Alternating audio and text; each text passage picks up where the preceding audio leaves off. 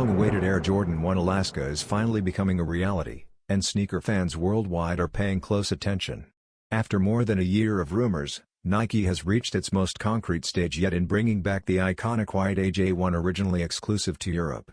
This release marks a major shift in Nike's partnership structure. Instead of collaborating with Off-White, the brand is now working directly with the Virgil Abloh Archive, V.A.A., an organization dedicated to preserving and extending Virgil's creative legacy.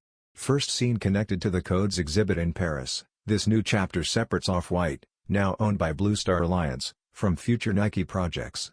Early leaks suggest a spring 2026 launch, with the Alaska AJ1 keeping nearly all the classic 2018 details except for the updated medial text, now reading V.A.A. for Nike.